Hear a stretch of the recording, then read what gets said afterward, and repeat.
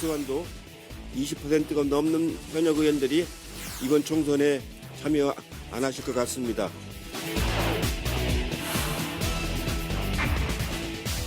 지역 발전을 위해서 출마하신다는 말씀은 들었는데 누가 그렇게 볼까 싶습니다. 저희 지역에 사시지도 않는 분이거든요.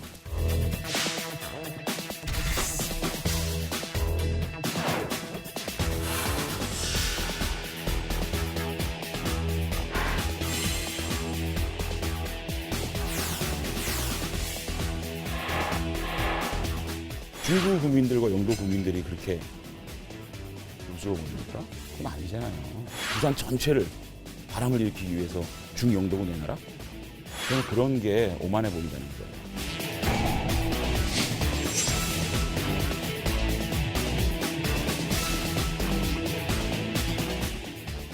오세훈 전 시장이 나오는 서울 광진을에 고민정 전 대변인이 나가기로 했습니다.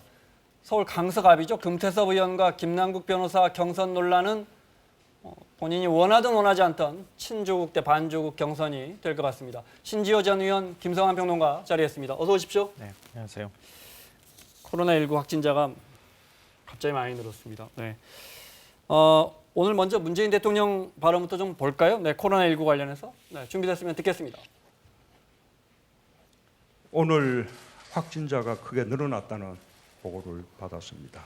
지역사회 감염 대응 체계를 대폭 강화하여 지역사회에 확실한 지역 방어망을 구축할 필요가 있습니다. 병원, 요양시설 등 취약시설과 교회 등과 같은 다중이용시설에 대한 방역을 더욱 강화해야 합니다. 국민들께서도 철저한 위생수칙 준수와 함께 여행력이나 접촉력이 없더라도 의심 증상이 있으면 의료진을 믿고 검사, 진단, 치료에 적극 협력해 주시기 바랍니다. 어제 문 대통령 비상경제 시국이라고 해서 경제가 지금 워낙 코로나19에 영향을 받고 있으니까 이쪽에 좀 방점을 두는 언급을 했다면 오늘 이제 상황이 조금 더 바뀌었어요. 그래서 어떻게 보면 확산 방지 쪽으로 다시 방점이 옮겨가야 할 것 같고 청와대가 방금 전에 코로나 관련 경제계의 모든 건의를 전폭 수용하겠다 이런 입장도 내놨고요. 하나만 더 전해드리면 지금 막 황교안 대표가 관련 기자회견을 열었는데 걷잡을 수 없는 감염 확산 양상으로 흘러가고 있고 하면서 중국 전역에서 지금 저희가 후베이성에서 오는 외국인만 막고 있는데 중국 전역에서 오는 외국인을 지금이라도 막아야 한다 이렇게 입장을 밝혔어요. 어떻게 보십니까? 또 우리 이번 사태 초기에 그런 얘기 하지 않았습니까? 그 바이러스보다 공포 바이러스가 더 무섭다 이렇게 얘기를 하는데요. 네. 제1야당 대표가 이렇게 국민들의 공포심을 조장해도 되는 것인지 지금 아직 역학조사 결과도 나오지 않지 않았습니까?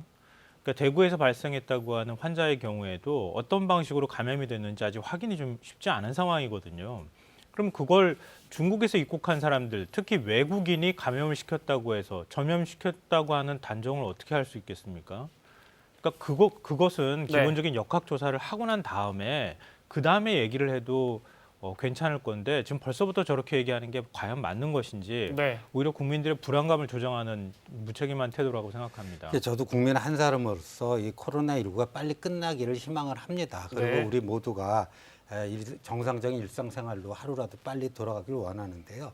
그렇다고 해서 이게 너무 성급하게 주관적 희망을 가지고 움직이면 안 된다. 지난주 목요일이었나요? 13일 대통령이 경제계 인사들과 간담회를 하면서 이 코로나19 사태는 곧 종식된다. 머지않아 곧 종식된다. 그러니까 일상생활 돌아와서 생활로 돌아와 달라 당부했죠. 당부를 했는데 오늘 이렇게 된 거 아니에요. 그러니까 저는요. 그리고 어제 이제 비상경제 시국이다라고 한 게 왜 비상경제 시국인가?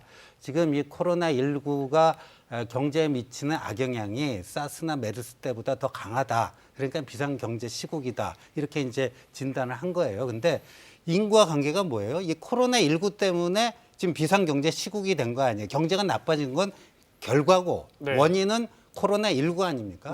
근데 원인을 먼저 치유하면요. 결과는 자연스럽게 개선되는 거 아닙니까? 근데 원인 치유하는데 조금 약간의 조급증이 있어 보여요. 제가 봤을 때는 조금 더 인내심을 가지고 우리가 개인적으로 병치를 하더라도 막판 일주일이니까 조심하라 의사로부터 굉장히 충고를 받지 않습니까? 네. 다 나은 것 같아도 조심해야 된다 그런 건데 이 국가적 이런 사태 때는 국가 최고 지도자가 좀 신중할 필요가 있는데 네. 너무 마음이 좀 앞서 나간다 그런 생각이 좀 듭니다. 황교안 대표의 오늘 긴급 기자회견도 그렇고 정부의 대책 지금 말씀하신 그런 조급함 이런 거에 대한 지적이 이어지고 있는데 그때도 한번 제가 말씀드렸지만 그러니까 확산 방지 쪽에 방점을 찍을 것인지 경제 쪽에 사실 이게 두 개 다 잡고 가기는 사실 현실적으로 쉽지는 않습니다. 그래서 중국으로부터 들어오는 전역에서 들어오는 외국인들을 막는다든지 하는 건 사실 우리 경제에 더 큰 영향을 준단 말이죠. 그래서 야권에서 이런 걸 비판할 때 좀 방점을 한쪽에 두고 했으면 좋겠어요. 두리뭉술하게 경제도 안 좋다, 확산 방지도 선제적으로 대응하라 이게 사실은 둘 다 갈 수는 없는 문제거든요. 야권도 이제 네. 비판을 위한 비판, 반대를 위한 반대하면은 좀 무책임한 게 있죠. 그러니까 본인들이 완전히 정권 잡으면 잘할 수 있을 것인가에 대해서 뭔가 자신 있게 얘기를 못 하는데, 근데 지난주에도 제가 말씀드렸지만 지금 대통령 어제는 또 그 대통령 부인께서 전통시장 네. 그 경기 확진자가 활성화를 위해서 나왔던, 예, 거기를 찾아가셨는데 지금 대통령 부부가 찾아가셔야 될 곳은요 시장이 아니고 전 병원이라고 봐요. 아까도 제가 인과관계 얘기를 했잖아요. 그러니까 원인을 치유하면요 결과는 그냥 대통령 부부가 그런데 안 가시더라도 자동으로 개선이 됩니다. 예, 그러니까 네. 빨리 원인 치유하는 데 집중하고 거기서 조급증을 부리지 말자 그런 말씀 좀 드립니다. 그러니까 우리가 며칠만 지나고 나면은 마치 없었던 일처럼 자꾸 이전 일들을 지워버리는데요. 문재인 대통령이 방역 현장에 몇 번을 갔습니까? 안 가지 않았잖아요. 우한 교민들 수용되어 있는 시설에도 다 갔었고, 그리고 실제 방역 현장에도 다 갔었잖아요. 제가 기억하는 것만으로도 지금 3번이 넘는 것으로 알고 있거든요. 근데 계속 그런 방역 현장에 대통령이 나타나는 게 맞겠습니까? 그건 아닌 거죠. 그리고 저는 좀 자기 파멸적인 예언을 좀 하지 않았으면 좋겠는데요. 우리는 곧 어떻게 될 것 같다. 우리는 지금 완전히 나빠져서 지금 완전히 방역에도 다 허점이 생겨서 금방 마치 큰일이 난 것처럼 그렇게 표현하는 것은 자기 파괴적인 예언에 불과한 거예요. 제일 중요한 것은요. 방역은 문재인 대통령이 좀 자신감이 생겼다 이렇게 표현한 것이었지 이제 다 끝났다고 얘기한 적은 없고요. 네. 그러니까 지금 이 상황에서 만약에 돌발적인 어떤 상황이 발생한다거나 31번 환자 같이 그런 상황이 발생했을 때 빨리 태세 전환을 해서 그걸 또 막아가는 과정들 유연한 대처가 오히려 네. 더 중요하다고 저는 생각합니다. 자, 정확하게 황교안 대표가 어떻게 언급을 했냐면 우한 폐렴 사태가 걷잡을 수 없는 감염 확산 양상으로 흘러가고 있음을 보여주고 있다. 언제 어디서 어떻게 감염될지 종잡을 수 없다는 사실 때문에 국민적 불안 공포가 증폭되고 있다 이렇게 언급했습니다. 심재철 원내대표 오늘 교섭단체 대표연설 이틀째라 미래통합당이죠. 심재철 원내대표 이야기 그중에 경제 부분 잠깐 들어보겠습니다. 선심성 복지로 나라 곳간이 고갈되고 있습니다. 문재인 정권이 들어선 뒤 국민이 갚아야 할 나라 빚이 100조가 늘었습니다. 국가 채무는 무려 700조를 넘었습니다. 미래 세대에 넘겨줄 빚이 산더미처럼 쌓이고 있습니다.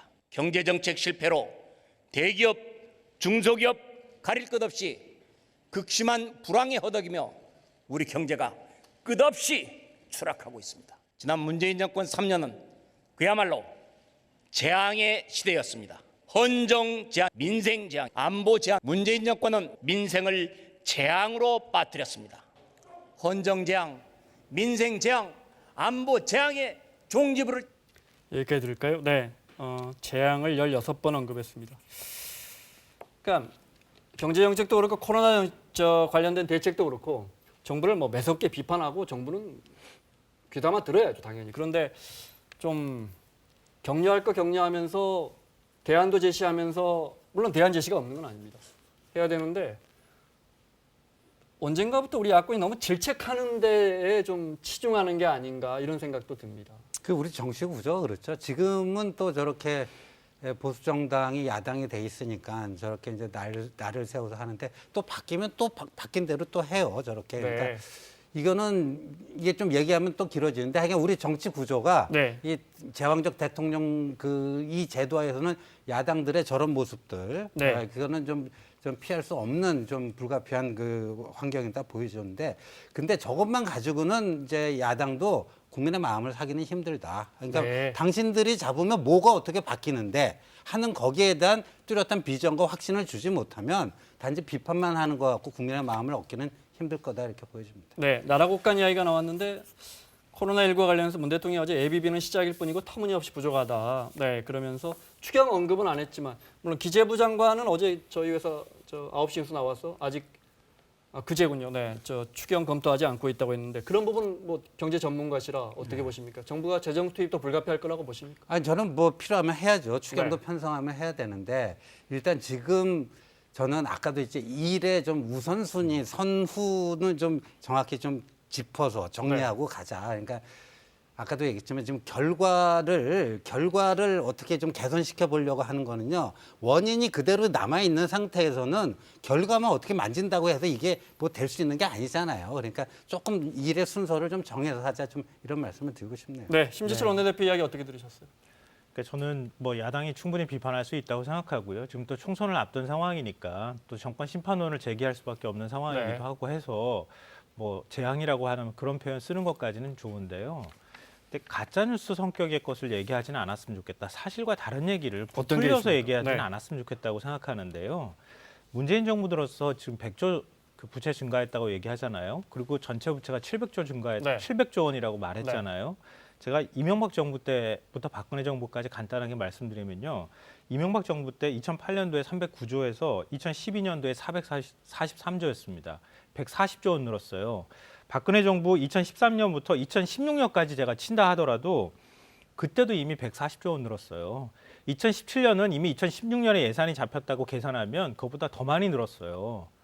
그럼 이전 정부 때 지금 미래통합당이 집권했을 때 한번 돌아보고 그 통계가 맞는지 안 맞는지를 지금 이게 이렇게 불안감을 조장할 수 있는 수치인지 확인하는 작업이 좀 있었어야 되는 거 네. 아닌가. 지난 두 정부 때 박근혜 정부는 4년밖에 못했지만 9년 동안 제 기억에 국가 부채가 350조 정도 늘었을 겁니다. 그러니까 보수 정권, 진보 정권 할 것 없이요. 네. 국가 부채가 느는 속도가 시간이 갈수록 빨라지고 있는 거 이게 맞습니다. 팩트입니다. 네. 예, 이게 네. 팩트입니다. 그러니까 그런 사실들은 똑 떼놓고 난 다음에 네. 현 정부가 마치 자막이 나라 또 그게 국가를 나와서 거덜낸 네. 것처럼 표현하는 것은 좀 문제가 그러니까 있고요. 저 얘기는 지금 뭐 여기서 누가 맞다 이거를 우리가 지금 평론할 일이 아니고 네. 보수 정권이건 진보 정권이건 서로 상대를 향해서 손가락질은 하는데 본인들이 잡아도 똑같다는 거고 네. 하여간 지금 우리나라가 심각한 거는 이 빚이 이 국가 채무가 늘어나는 속도가 굉장히 가파르게 가고 있다. 네. 그러니까 누가 그거를 제대로 그 멈추게 할 수 있는가? 아니면 그 어차피 느는 건 불가피하더라도 그 쓰는 돈이 좀 더 어떻게 하면 생산적인 네. 곳에 투입이 돼서 경제를 활성화할 수 있는 곳으로 가야 되는가? 지금 그거를 이제 고민해야 됩니다. 하나만- 근데 네. 제가 뭐 이어서 조금만 말씀드리면 중간에 끊겨가지고요. 그럼 중국 자체가 구조조정해가는 과정에서 우리도 거기에 영향을 받아왔던 게 사실이고요. 제조업의 침체라든가 아니면 과잉 중복 투자나 이런 것들이 다 작동하고 있었던 거예요. 이전에 이명박 정부 때부터 시작됐던 일입니다. 그러니까 그런 거 다 떼놓고 현 정부가 마치 모든 것들을 다 잘못한 것처럼 표현하는 것은 과장한 것이다라고 생각하고요. 뭐 코로나19 사태와 관련해서도 마찬가지예요. 이미 다 보도된 내용이지만 검역 인원들 예산 다 삭감했다는 게 바로 지금 미래통합당이에요. 자유한국당 시절이었고요. 그리고 최근에도 나왔잖아요. 마스크 기초 노령연금 받는 분들이나 저소득층 마스크 예산 다 삭감한 게 누군지도 다 내긴 나왔던 거 알겠습니다. 아닙니까? 근데 그런 것에 대해서는 싹 지워버리고 난 다음에 마치 현 정부가 모든 재앙을 일으킨 것처럼 하는 거는 국민 선동이라고 생각해요, 저는. 알겠습니다. 자, 총선 이야기 하겠습니다.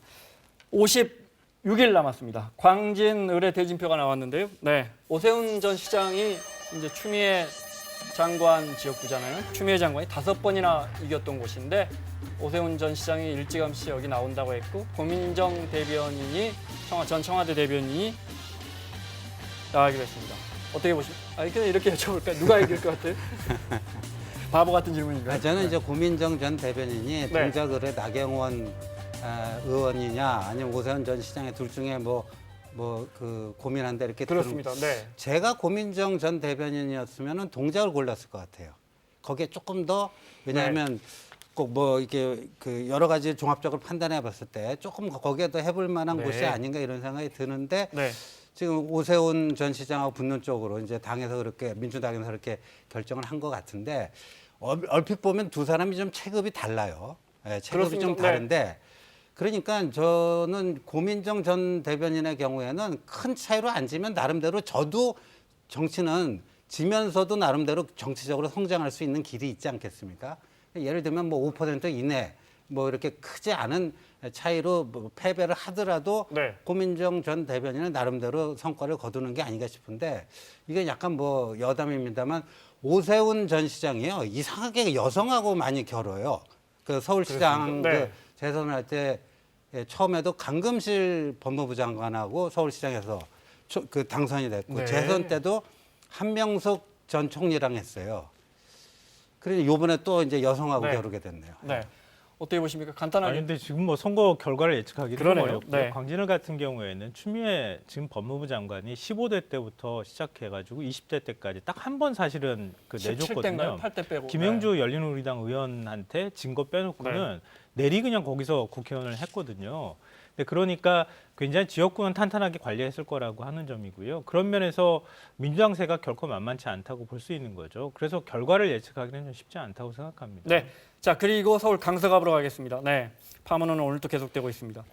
김남국 변호사가 지금이라도 접어야 한다고 보십니까? 이렇게 된 이상 경선은 해야 한다고 보십니까? 그러니까 한 번 엉클어지니까 이거 다시 원래 상태로 되돌리기가 굉장히 어려운 상황이 된 거 아닌가 싶은데요. 네. 김남국 변호사 입장에서도 지금 적기가 참 애매하다. 이게 결국은 당의 결단이 있어야 한다고 생각합니다.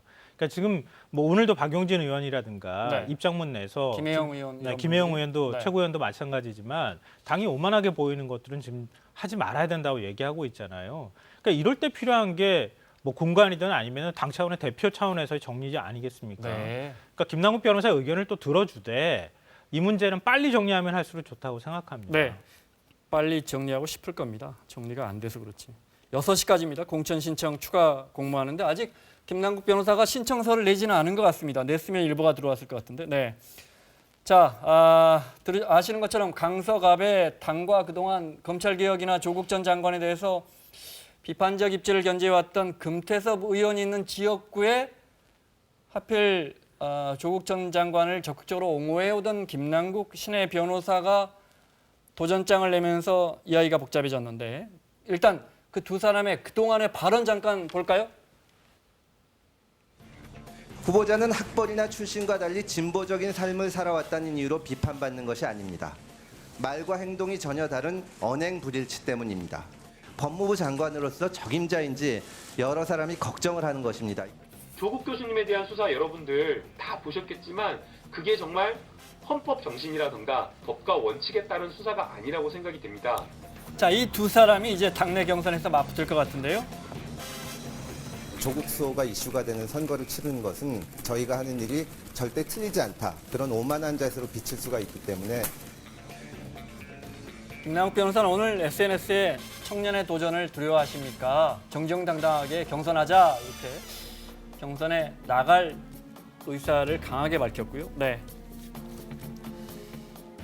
궁금한 거는 당 지도부에서 또는 공관위에서 이분하고 이분이 경선을 하면 이런 구도로 이런 프레임이 짜질 텐데 생각을 못했을까요? 일부러 그런 것 같지는 않은데. 그러니까 저는 지난주 토요일이었나요? 네. 복수의 신청자가 있는데 굳이 강서갑만 골라서 추가 공모를 하겠다고 민주당 공천관리위원회에서 발표를 했잖아요. 그게 석연치가 않아요. 그러니까 그게 규정이 원래 네. 현역 의원이 있으면 무조건 복수가 나와야 한대요. 단수 추천이 안 돼요. 강서갑만 아니, 붙인 건 그러니까 아니고 강서갑에 그 공천 신청한 사람이 금태섭 의원 말고도 다른 사람이 있었잖아요. 다른 사람이 있었음에도 불구하고 네. 또 추가 공모를 하겠다. 정봉주 전 의원은 안 된다고 이제 부적격 네, 판결이 하고 그 네. 정봉주 전 의원 말고도 또 다른 공천 신청자가 있었음에도 불구하고 당 공관위에서 추가 공모를 하겠다 네. 하면서 이제 김남국 변호사 이름이 그때부터 본격적으로 거론되기 시작한 건데 네. 이건 뭐 민주당 내부의 일이니까 제가 뭐라 갖다부터 하기는 좀 그런데 이제 네. 이 만약에 이 보수 정당 지금 통합당 입장에서 보면요. 이거는 굉장히 좀 뭐라 그래요? 즐기는 이런 것 같아요. 그래서 오히려 그 통합당 보수정당의 입장에서 보면요, 김남국 그 변호사가 금태섭 의원을 제치고 저기서 공천을 받아서 출마를 하는 게 본인 그 자당의 판세, 미래통합당에는 네, 미래통합당에는 유리하다 유리하게. 이렇게 판단할 그럼 것 이제 같습니다. 조국 전 장관이 더 도마 위에 총선에서 올라올 거고. 조국 선거, 그러니까 네. 조국 이슈가 불거지면 불거질수록 더군다나 지금 또 민주당에서 네. 경기도 남양주 병 거기가 네. 주광덕 그 현역 의원인데 이분이 인사청문회부터 쭉 그 조국 저격수로 그렇습니다. 활동해왔으니까 또 조국 그 옹호했던 김용민 변호사를 거기 또 전략 공천하지 않았습니까? 그러니까 서울과 뭐 저기 경기도에서 조국이냐 아니냐 네. 이런 그 조국 이슈가 불거지면 불거질수록 미래통합당 입장에서는 나쁘지 않다. 그렇게 판단. 자, 이 문제는 간단합니다. 그러니까 일각에 저희 자막도 공교롭게 그렇게 나가네요. 방금 전에. 그러니까 금태섭을 당에서 밀어내려고 하는 거 아니냐라는 시선이 있는데 금태섭 의원과 가장 조국 전 장관이나 검찰개혁의 대척점에 있는 사람을 거기 경선에 나가게 하니까. 근데 지금 뭐 경선에 일부러 나가게 했다고 보이지는 않아요. 네, 본인 지금 이제 의사도 나오는 있을 거 거고. 보니까, 그러니까 이해찬 대표도 상당히 당혹스러워했다고 하는 얘기가 들리는 거 보니까 네. 당에서 뭔가 그 김남국 변호사를 인재영입으로 그 데리고 온 다음에 네. 그 다음에 어느 지역으로 나가야 될지에 대한 전략적인 부재 상태에서 김남국 변호사가 그 지역을 선택한 것이 아닌가도 싶어요. 네. 그러니까 당과 충분한 사전 교감이 있고 난 다음에 강서갑을 선택한 것은 아닌 것으로 보인다는 건데요. 문제는 위기 대응 능력 아니겠습니까? 여기에 대해서 곱지 않은 시선이 나오는 데다가 지금 뭐 김용남 변호사 말씀도 하셨지만 김용남 변호사의 경우에도 법무검찰개혁위원회 위촉장 한 장 받은 김용민 변호사. 김용민 네. 변호사도 법무검찰개혁위원회 위촉장 한 장밖에 받은 것 없다 이렇게 또 얘기를 하고 있는데 네. 그런 프레임으로 짜지잖아요. 조국 대 반조국으로. 근데 선거라고 하는 게 꼭 합리적인 상식과 이런 판단에 있어서 꼭 움직여지는 건 아니거든요. 네. 그러니까 국민들이 볼 때 오만하다고 하는 게 제일 안 좋아 보이는 모습이기 때문에 좀 억울한 사람이 있다고 하더라도 그런 당의 방침이 서고 국민 여론이 움직여가는데 따라가 주는 게 네. 현재로서 맞다고 생각합니다. 자, 사진 한 장 볼까요? 네. 한 민주당 의원이 이맘때 참 민감한데, 네. 민주당 의원이 받은 문자 중에 민주당 현역 의원이 다른 사람으로 누군지 모릅니다. 받은 문자 중에 김남국 인재 영입부터가 실수가 아닌가, 당의 오만함을 부른 이런 내용도 있고요. 대통령은 분명 신년 기자회견에서 그분을 놔주자고 그랬는데 그분이란 건 여기서 이제 조국 전 장관입니다. 왜 당은 아무 생각 없이 그분을 다시 소환하는 것인지 이런 의견이 나오죠. 또 하나 있습니까? 이거는 지금 오늘 저 민주당 의원들의 전체 카톡방에 들어있는 내용인데 저희가 확인해 보니까 분당 아래 김병욱 의원이 쓴 글입니다. 조국 선거로 치러질까 봐 많은 의원들이 우려하고 있습니다. 옳고 그름을 떠나 국민 정서와 어긋나 있는 것은 분명해 보입니다. 당 지도부에 빠른 결정이 있어야 합니다. 빠른 결정이 있어야 한다는 부분은 김성환 평론가의 말과 똑같고요. 네. 당 안에서 현역 의원들조차도 지금 이런 부분에 대해서 그러니까 민주당이 저는 그 핵심 지지층이 덫에 걸려버렸다 이런 좀 느낌이 드는데요. 그러니까 항상 그 핵심 지지층이 있잖아요. 팬이라고 해야 됩니까? 근데 그분들이 오히려 꼬리가 몸통을 흔드는 식의 지금 그 양상이 돼버려가지고 네. 그러니까 이쪽을 배려하자니 이쪽에 한쪽이 울고 그러니까 그 중도 무당층을 잡자고 하면은 이제 조국 때 반조국 선거로 가면 안 되거든요. 그럼 핵심 네. 지지층을 소홀히 하니까 그쪽에 또 반발이 있고 또 핵심 지지층을 중시하면 또 중도 무당층은 떠나가고 이 딜레마에 지금 빠진 게 아닌가 이렇게 보여요. 네. 자, 이번엔 미래통합당으로 가겠습니다. 불출마를 선언한 김무성 의원의 지역구가 영도다리에 있는 그 영도구입니다. 네. 이현주 의원이 무소속이었던 전진 뭐였죠? 전진당? 네, 전진당을 창당하고 통합된 이현주 의원이 여기서 전략 공천을 받을 것 같은데 그러자 김무성 의원이 한마디 했습니다. 네, 전략 공천하면 지역 표심이 분열된다. 통합 정신에 어긋난다. 그러자 이현주 의원이 마크 구태 정치다 이렇게 정말 특유의 직격탄을 날립니다. 이어서 장지현 의원의 이야기까지 이어서 들어보겠습니다. 불출마를 하신 분께서 왈가왈부한 문제는 아닙니다. 그리고 지역을 완전히 와해시켜서 지역 민심을 엉망으로 만들어 놓은 사람이 지역 민심을 얘기할 것은 아니라고 생각합니다. 공간이도 아니면서 아직도 마쿠 정치를 하고자 하는 그러한 행태는 매우 심각한 구태 정치라고 생각합니다. 이것이야말로 우리가 이번 총선에서 반드시 퇴출되어야 할 구태의연한 행태입니다. 본인의 공천을 두고 부산에 뭐 바람을 일으키기 때문에 자리 내놔라? 자기 지역구 놔두고 부산 전체를 돌아다니기 위해서 영도구 내놔라? 영도 구민들이 그렇게 우스워 보입니까? 그건 아니잖아요. 그리고 중영도구 나갈 수도 있는 거예요. 그러면 거기서 잘 정착해서 지역 주민들에게 자신을 알리고 이게 겸손하고 좀 착실하게 접근을 해야죠. 그죠? 근데 부산 전체를 바람을 일으키기 위해서 중영도구 내놔라? 저는 그런 게 오만해 보인다는 거예요. 그거를 제가 애정을 가지고 지적한 거예요. 자, 당내에서도 뭐 여러 의견이 엇갈릴 것 같습니다. 어떻게 보십니까? 저는요, 전략 공천은 기본적으로 최소화하는 게 맞다. 왜냐하면 전략 공천하게 되면 기회의 평등이라는 원칙에 어긋납니다. 그러니까 단수 공천 신청했을 때는 어쩔 수 네. 없이 그렇게 갈 수가 있지만 지금 이제 이현주 의원 말고도 거기서 예비 후보로 등록해갖고 이제까지 활동해 온 분들이 많잖아요. 그러니까 아니 선의의 경쟁이라는 건 당연히 있어야 되는 거죠. 네. 그러니까 전략 공천은 최소화하는 게 맞고요. 그 다음에 이 저기가요, 그 영도 저기가요. 지금 김영호 공관위원장이 5번 저기 지역구인데요. 예전에? 네. 네, 근데 제가 김영호 의장이 네. 그 현역 시절에 부산 선거구청에서 저기가 유권자 중에 호남 출신이 제일 많은 지역구에서 말이 않다. 부선이지 제일 좀 쉽지 않은 지역구다라는 걸 늘상 강조를 하시고 그랬거든요. 네. 그러니까 본인이 전략 공천을 받아도 부산 전체를 뭐 바람잡이하고 돌아다니는데 이건 조금 오버한 것 같습니다. 네. 네. 사실 그냥 어떻게 될지 지켜보면 되는데. 네, 네. 공천이라는 게 사실 이렇게 어려워요. 앞서 강소감 얘기도 나왔지만. 근데 저는 김영호 공관위원장이 이 문제를 조금 섣불리 풀려고 했던 거 아닌가 싶어요. 네. 일종의 이제 통합하는 과정에서 공관위원장은 저 전략 공천 줄 것처럼 이미 언급을 했죠. 네, 네. 부산에 출마하라고 하는 것은 좀 불공정해 보인다 이런 식으로 경선하라고 하는 것은 부산에서 그럼 불공정해 보인다 이렇게 먼저 얘기를 꺼내고 나니까 지금 이렇게 확 뒤가 폭발하는 네. 현상이 나타났거든요. 근데 만약에 통합하는 과정에서 이현주 의원한테 지분을 준다고 가정했으면 네. 지금 이미 거기에 경선 신청하는 의원들이 후보가 3명이나 있다는 거 아닙니까? 그러니까 그런 부분에 대해서 좀 원만하게 정리를 하는 작업을 먼저 했었어야 하는데 TK 의원들한테 너무 관심이 쏠려 있어서 그랬는지 네. 모르겠는데 TK 의원들한테 지금 세련되게 압박을 가하는 것처럼 좀 세련되게 접근했으면 이번에는 좀 불협화음이 덜 나오지 않았을까도 싶습니다. 미래통합당 TK 의원들 공천 심사는 또 하루 미뤄졌더군요. 후보 심사는 아마 또 거기 후보들 피가 마를 겁니다. 하루 더 잠 못 자겠네요. 자, 2가지 여론조사 보면서 마무리하겠습니다. 먼저 종로입니다. 네, 통합 이후에 보수 통합 이후에 첫 여론조사 결과가 나왔습니다.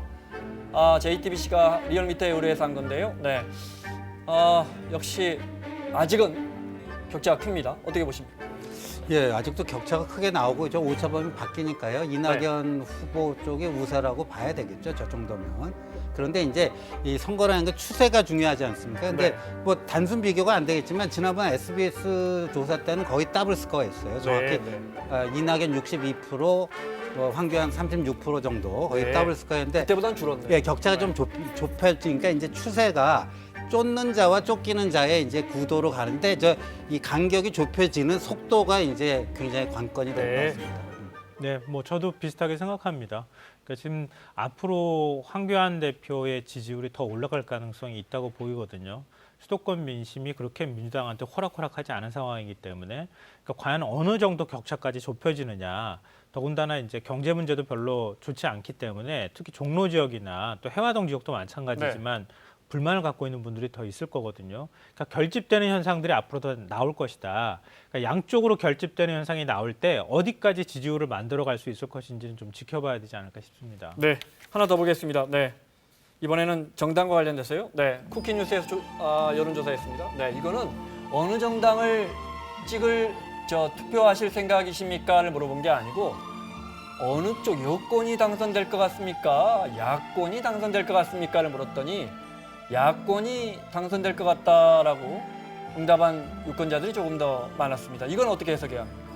그러니까 선거는 희망을 만들어가는 과정이라고 보거든요. 네. 그러니까 지금 민주당이 과연 일사불란하게 움직이고 했던 이전의 모습을 그대로 보여주고 있는가, 굉장히 우왕좌왕하고 뭔가 이번 선거에서 이길 수 있다고 하는 희망 같은 걸 못 주는 것 같아요.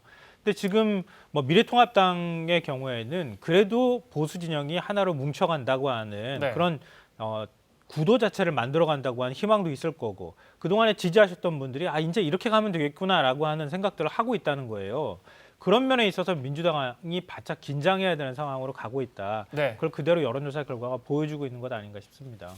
예, 선거라는 건 이건 뭐 우리나라뿐만 아니라 이쁜 놈 뽑아주려고 하는 에너지보다도 미운 놈 떨어뜨리려고 하는 에너지가 훨씬 크게 작용하는 게 이 선거. 그러니까 선거의 본질은 심판과 응징이다 이렇게 보는 거죠. 근데 심판의 대상은 기본적으로 이제 그 국정을 책임지고 있는 정부 여당이 대개의 경우 이제 심판의 대상이 되는 건데 예, 저거는 굉장히 지금 또 정부 여당으로서는 굉장히 빨간불이 켜진 거라고 봐야죠. 예. 네, 여기까지 듣겠습니다. 자, 김성환 평론가 신지호 전 의원과 함께했습니다. 다음 주에 뵙겠습니다.